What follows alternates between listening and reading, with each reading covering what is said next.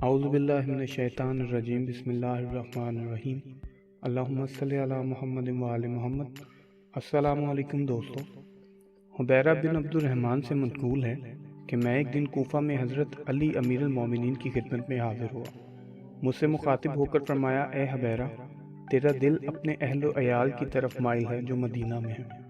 میں نے عرض کی، یا امیر المومنین، یہ حقیقت ہے۔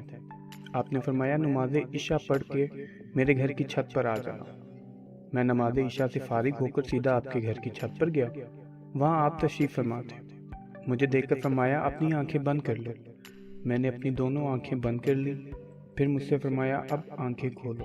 میں نے جب اپنی آنکھیں کھولیں تو اپنے آپ کو مدینے میں اپنے گھر کی چھت پر پایا۔ آپ نے مجھ سے فرمایا، جا اپنے اہل کے پاس جا کر اپنا عہد تازہ کر لے اور واپس آ جا۔ میں واپس آیا، پھر آپ نے مجھ سے فرمایا، آنکھیں بند کر لے۔ میں نے آنکھیں بند کر لیں آپ کے حکم سے۔ جب دوبارہ آنکھیں کھولیں تو اپنے آپ کو کوفہ میں جناب امیر المومنین کی چھت پر پایا، اور آپ نے مجھ سے مخاطب ہو کر فرمایا، اے حبیرہ، لوگ دعویٰ کرتے ہیں کہ ایک جادوگر عورت ایک رات میں عراق سے ہندوستان جاتی ہے، اور وہ باوجود کفر کے اس بات پر قادر ہے۔ ہم ایمان والے ہو کر اس امر پر کس طرح قادر نہ ہوں؟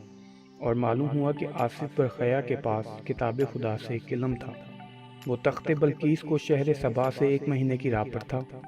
آنکھ جھپکتے میں سلیمان کے پاس لے آیا۔ میں خیر المرسلین کا وصی ہوں اور مجھ کو 4 کتابوں کا علم ہے۔ کس طرح اپنی خواہش کے پورا کرنے پر قادر نہ ہوں؟